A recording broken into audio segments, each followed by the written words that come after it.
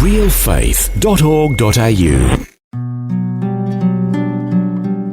Well, I had a policeman come to the front door with a subpoena for me to go to court, and that was an offence against the perpetrator. So apparently the Royal Commission had been to the town that I was brought up in and had spoken to some people, and my name was given to them through that process. I was very broken on the doorstep, and I just broke down. Welcome to Real Faith. Conversations about the impact faith has on our lives and the challenges we go through, helping us today and giving us hope for tomorrow. That's real people, real life, and real faith.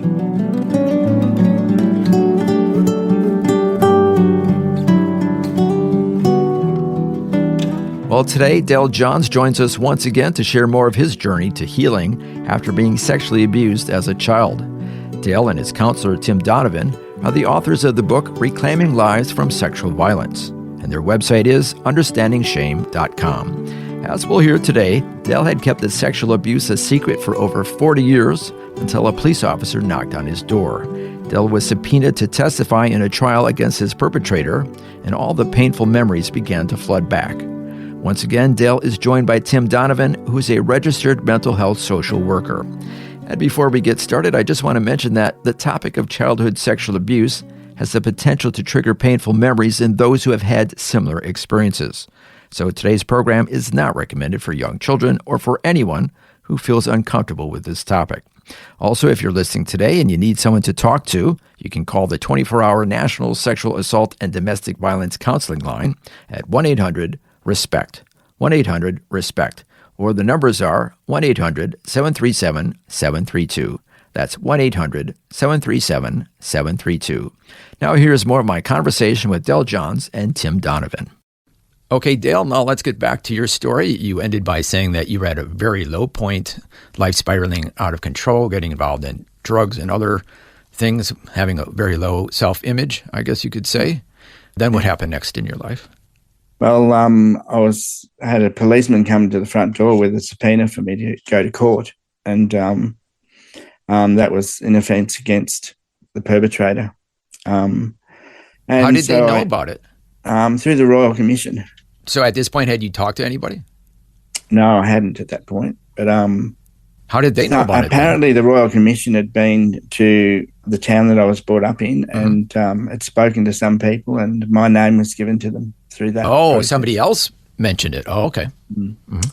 Yeah, so I entered the judicial process, and which was before we get to that, I just wanted to find out, because all this stuff is going on inside of you, the shame and all that. Yeah, how did you feel when you got that knock on the door and they told you that all these things from what you thought was your past and over with, it's going to all come back now? How did you feel about that? I was very broken on the doorstep, and I just broke down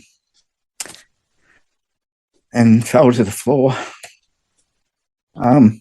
because my wife didn't even know about any of these things. Yeah. So, and she came to the door and said, "What in the hell is going on?" And I said, "I can't talk about it now, but I was abused by the priest, and so it was a very difficult time." Yeah, understandably. Where I had to, then reveal it to the rest of my family who didn't know either, or my children. So you didn't even have a choice because it's going to come out. Yes, really painful. And I was in denial of it as well, I think, at that time. Yeah, trying to deny it all. Yeah, it was a very difficult time. How old were you about at that time? Don't ask me a question like that. I'm not good at maths. Give me a ballpark figure. You were married, you said? Yes. I was about, when the police came, it was 2012. Oh, so we're fast forwarding. Yeah. Several years. Yeah. It's only in the last 10 years that this all started, so. Oh, okay. So this was ancient history. Yeah. Except for it was still gnawing away in the background, impacting your life. Yep. But so we're fast forwarding 42 years before I said anything about it to anyone. So how did your wife react? Disbelief, I think, for the start, but then realised why I had been so overprotective with the children going anywhere, or all that sort of thing became sort of a bit profound for her then. So the police show up at your doorstep wanting you to do what? What's the next step? Was to go to court. Yeah. They're looking for witnesses in the case, is that? Yes. Is that what was happening? Yeah. Okay. And then I got a phone call from the Sano task force, and the what had an interview. Task force? Sano task force. What is that? I think they were detectives working with the Royal Commission, looking for people who had been abused by the perpetrator. So would I be correct in saying there were other accusations about this particular priest? Yeah. Yep. Okay. Because it's very rarely just one incident. It's, correct me if I'm wrong, Tim and Dale, but it's usually a pattern with a person like that. Yeah. Yeah, mine was a class action, so there was 12 people involved in a court case. Yeah. So that was horrendous in itself, really. But during that process is when I met the counsellor from the Office of Public Prosecutions during a court case, and she made an appointment for me to have counselling in Central Victoria, and that's where I met Tim for the first time. And Tim, kind of take us up to meeting Dale. What were you thinking at that point? Yeah, I was new to counselling, and I guess Dale's one of the first males that I'd work with, and I guess what was I thinking? I had to be really curious and really listen to Dale's personal lived experiences, and he was truly the expert. So I think. What do you mean by he was the expert? What does that mean? Yeah, the expert in his own lived experiences and my competencies and ways in being curious. I had to really centre in that and rely on him to guide me in a way in how the conversations went very early on. Of course, I was influential in bringing out the truths of Dale's experiences, yet, I was really reliant on Dale. And so where we were out the window was the spire of the Catholic Church. And was that like a steeple? Yeah, like a steeple, and it was on a hill, so it was even more height involved. Oh, okay. Yeah, and I remember Dale and I looking at it and going, wow, the irony of this these circumstances that we bring ourselves together in. And, I think that was where I sort of shared just a snippet of my faith. And that came out more later as our trust was built, et cetera, and it was relevant to Dale's story. But, yeah, that was our first humble beginnings, wasn't it? Yeah, it was. And that spire for me was like an overpowering, like it was the Catholic Church was watching over me in the room. But we made a joke of it that day, Tim, and had a bit of a laugh, and and our relationship grew from there. Yeah, and we'll find out about how your friendship has grown and developed, and you even co-authored a book together. But getting back to your story, Dale, up to that point, you had not had a positive experience with counselors. Is that right? No, I hadn't. All the counselors I'd seen were women because I didn't really trust men. Besides my dad and brothers, I had not trusted men at all. So that's why I always saw women. But so seeing Tim was, I was a bit nervous. Yeah. What did you think when you first met Tim? How did you respond to finally trying to talk to another guy about your situation? Well, I was nervous and quite anxious about meeting with a male counsellor, but I also, in a way, I really craved male friendship.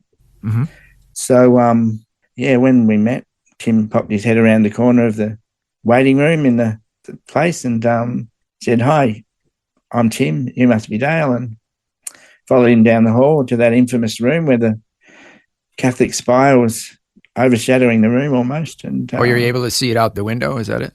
Yeah, and our relationship grew from that day, and I think it started after we sort of had a joke about the spire. So what was it about Tim that he gained your trust? he was just very different.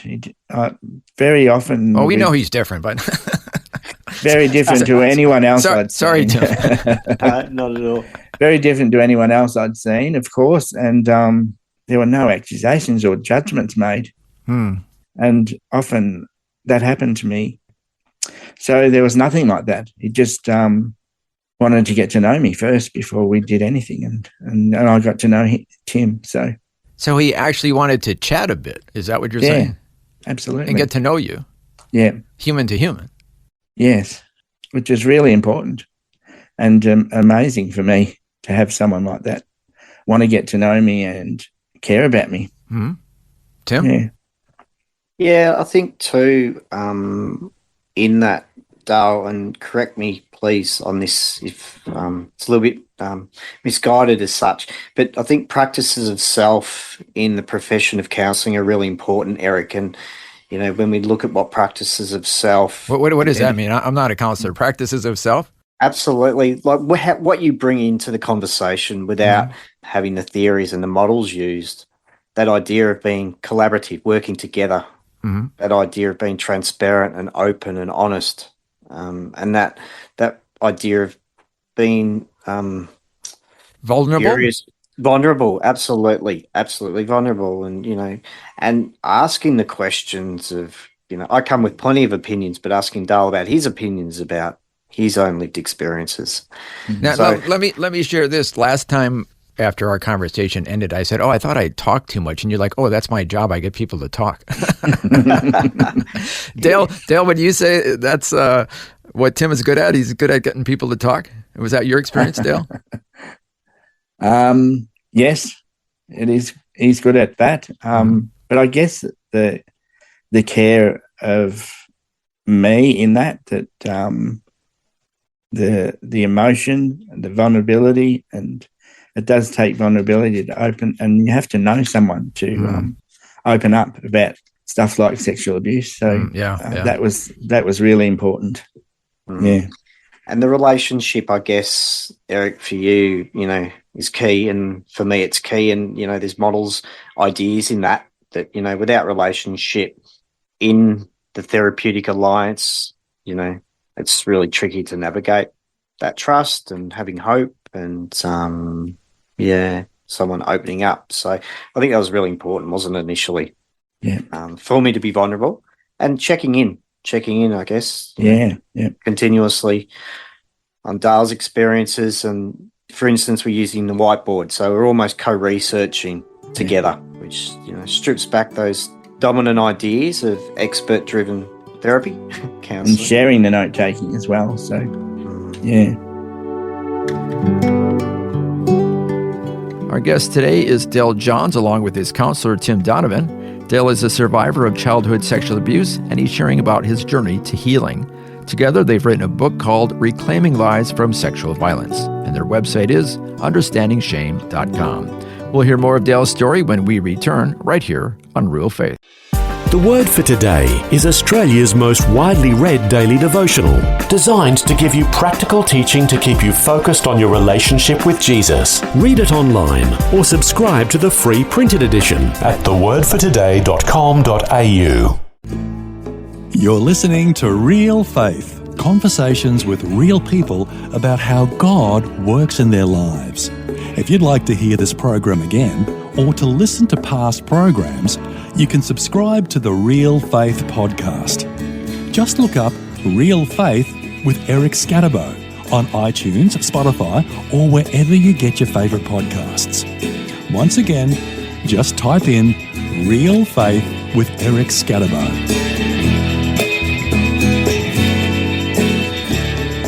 Welcome back. I'm Eric Scatterbo, and today, once again, I'm chatting with Dale Johns, who's a survivor of childhood sexual abuse, and he's sharing about his journey to healing. He's joined today once again by his counselor, Tim Donovan. Together, they've written a book called Reclaiming Lives from Sexual Violence, and their website is understandingshame.com. Now here's more of my conversation with Dale Johns and Tim Donovan. So Dale, would you say Tim was doing well as far as guiding you out of the metaphorical darkness and wilderness? Yes. Yeah. I mean, it took time, a long time, really. was 3.5 years, wasn't it, Tim, by the time we finished? So, but Tim, the things that Tim did, like I took on the role of Shame, and he interviewed me as Shame. Huh, that's interesting. And the information that I actually knew about what Shame was doing to me was absolutely mind-blowing, fascinating, and just such an interesting way to understand shame. So what was the epiphany, the key turning point in your counseling experience with Tim? I think when he asked me that question, what's the difference between the perpetrator and myself? So let's just pause here to reflect on this. The question was, Tim asked you, Dale, what's the difference between the perpetrator and yourself? Yes. And that's kind of what got you really thinking. Now, for me as a non-counselor, as somebody who hasn't been abused, it's hard for me to understand why that would be a significant question, because I would think, isn't it clear that you were a victim, or you were innocent, and the perpetrator is the perpetrator? But yet, because of all the reasons we mentioned earlier with him manipulating you and everything, that wasn't clear in your mind. No, I felt I was guilty. That's basically what you felt. So what was it about this question that really caused you to kind of turn the corner? Well, I was really quite hurt when Tim asked me that question. Is that right? Yes. Why? And I wondered why he would ask me a question like that. And I had really no idea why he would. What was your thinking up to that point? I was shocked by the question. I just Why? didn't. I just something that I never thought I'd be asked, I guess. Huh. Okay. And I didn't know what it would do to help, because it made me feel worse at that moment. Why did that for some make reason, you feel worse? I don't know. I really don't. I don't understand that, but it did.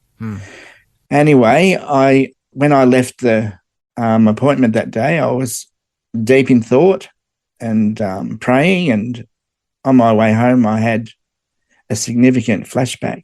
I was sobbing, and I had to stop the car, and I just started to see why Tim had asked me that question, and I started to see the differences between the perpetrator and myself, and my innocence, and his overpowering, and just all the things that we were so different.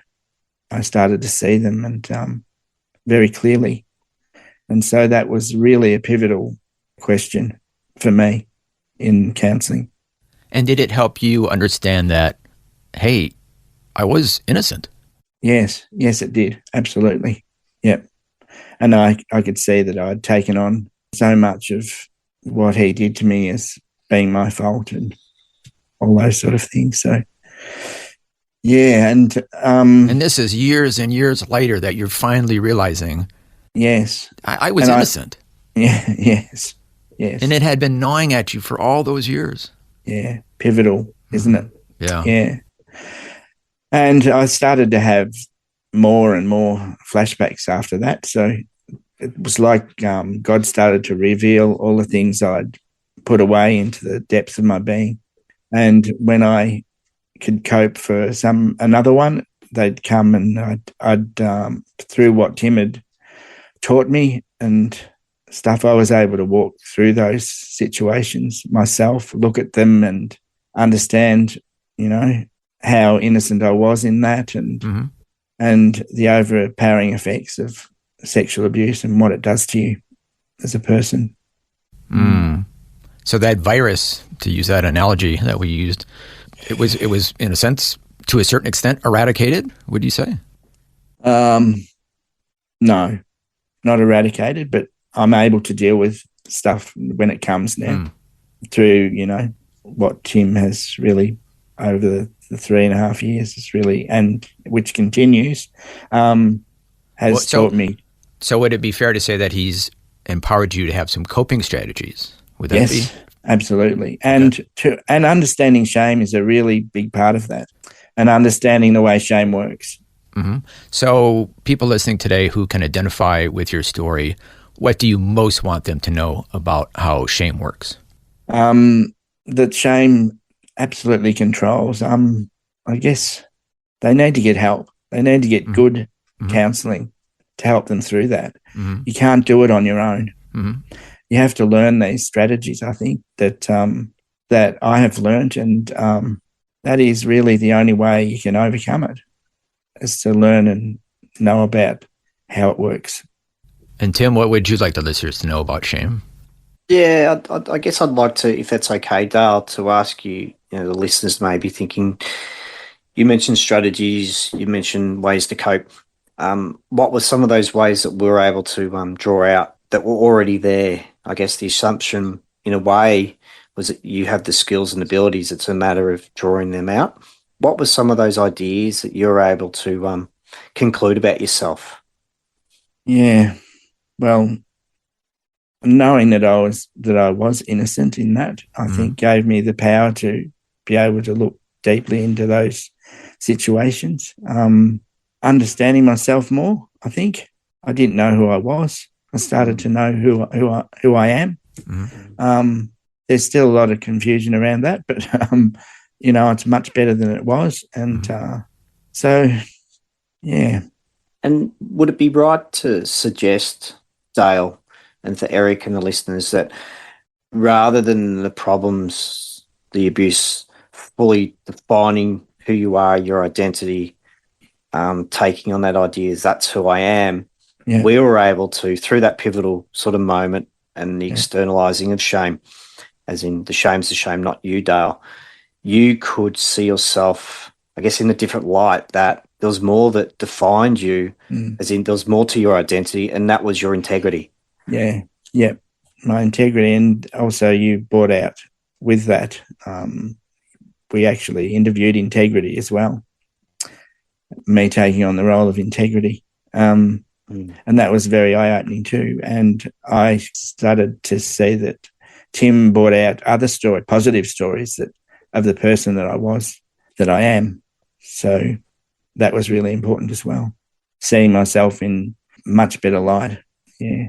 And those stories of resistance where you had always stood up for what's right before the abuse, during the abuse, and continue to. And those stories were almost silenced, weren't they? They were by shame, yeah.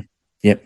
And showing that you're always committed to, what would you say, standing up for justice, and that it wasn't further separating that it wasn't your fault. Yeah, yep.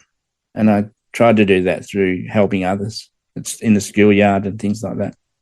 So, looking back, if I'm understanding you right, both of you, Dale, you had stood up for people, and you've helped people. You were involved in pastoral counseling for about 20 years. Yes. So you've always had a heart for helping others, even through all your trauma. Yes, I have. So, but until I met Jim, I hadn't recognized that. Is that right? Yeah. So you have a heart for wanting to help. Yeah, I do. And You've always had that. Yeah. I've had it since the abuse started. Yeah. I wanted to help anyone who was living a difficult life or had any trauma or whatever. Yeah. Now I'm remembering in my notes that it says the problem is the problem. You're not the problem. Am I saying that right? Am I remembering it right? Yep. So that was also pivotal. Yes. Pivotal. Yep. Pivotal. I just talk for a living. What do I? It was pivotal. Yes. To distinguish, you're not the problem. The problem is the problem. Yeah. What the perpetrator did is the problem. Yes. You're not the problem. You're wanting to help people. Yes. And that helps you have a much more positive view of yourself. Yes, absolutely. Yep. I'm starting to see why Tim's so good. He's getting me to talk again. Tim, you're wonderful. You're a great counselor. Yes. Well, we're running out of time, but any other wise things, Tim, you want to share? Or Dale, you want to talk about how great Tim is? I do that all the time. Oh, I'm starting to understand why you like Tim so much. Good on you, Tim. Thanks, Eric. Yes. Well, let's get to the book. The two of you, not only has Dale come to be in a much better place, and we're hearing all these positive developments in your life, Dale, but the two of you got to the point of wanting to share these experiences and your growth in a book. Tell us about that. Dale, how did you feel about wanting your story shared publicly? That is something I wanted to do. You did? Too. Yes. I wanted to help others, Mm-hmm. Yeah. And it had been 42 years before I could say anything. So if there's others out there that are the same, who may never talk about it, I wanted them to have the opportunity to hear our story, and maybe they could talk about their story too and be released from the silence. Amen. Which is a form of healing. Mm-hmm. And Tim, why did you want to write a book? I think I was just so humbled. I was humbled by Dale's trust in me. Of course, our faith had a lot to do with it, and it was centered in that. It was a story that needed to be shared, and I think the way Dale and I walked alongside each other was unique, and I felt that uniqueness challenged dominant ideas regarding psychology and dominant ideas that men can be emotional and we can share conversations beyond the therapy room with careful consideration, and a lot of work in that just doesn't happen.